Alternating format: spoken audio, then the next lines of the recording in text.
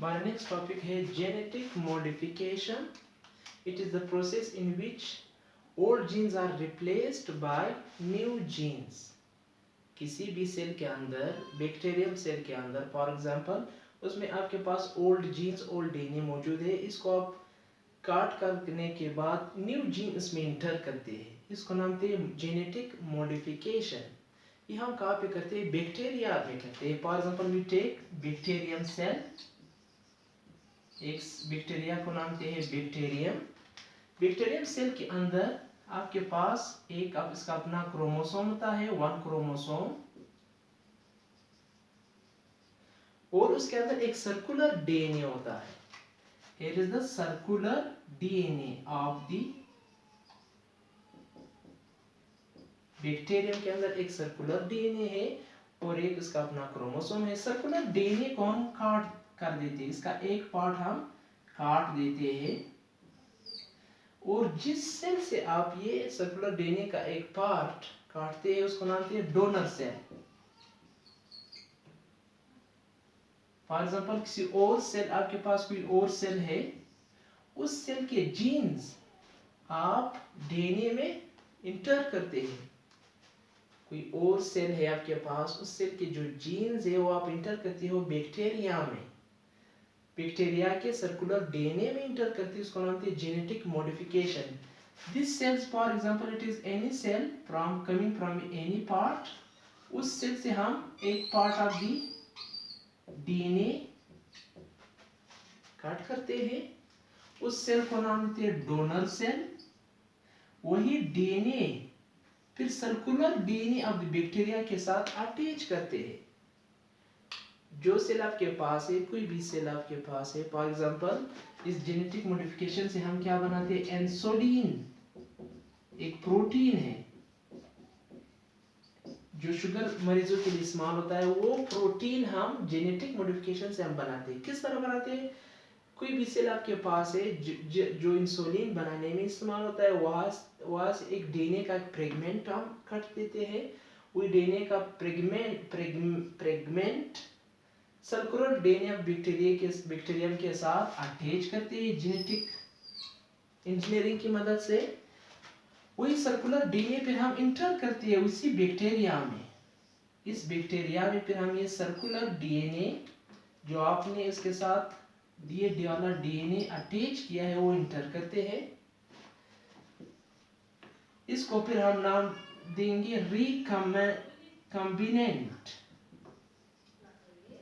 DNA.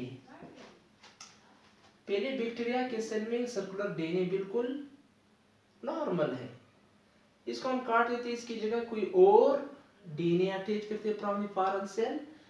इसके बाद DNA और सर्कुलर डीएनए वापस इंटर करते हैं बैक्टीरियम सेल में.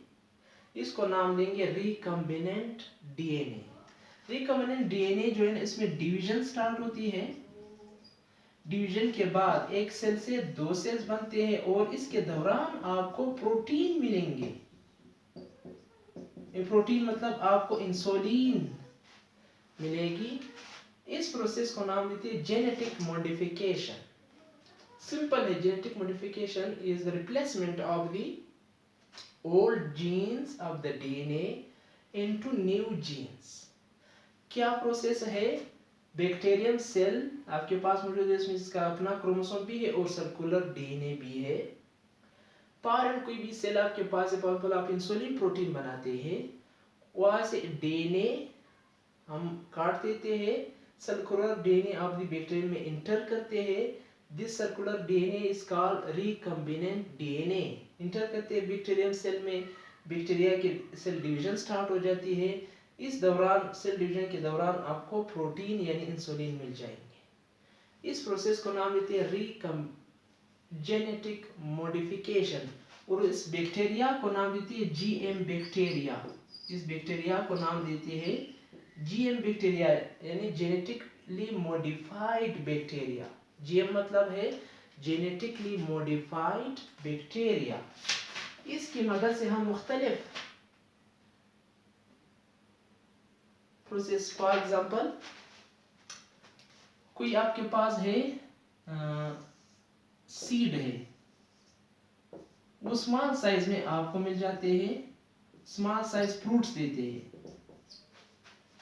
इसकी साइज को बड़ा करने के लिए, क्वालिटी बढ़ाने के लिए हम इसमें जेनेटिक मॉडिफिकेशन करते हैं। यानी कोई और सीड आपके पास है जो ऑलरेडी लार्ज साइज फ्रूट्स बनाते हैं इसी स्टीशी के, और लार्ज साइज वाले फ्रूट के डीएनए का एक टुकड़ा हम उठाते हैं, बैक्टीरिया में इंटर करते हैं,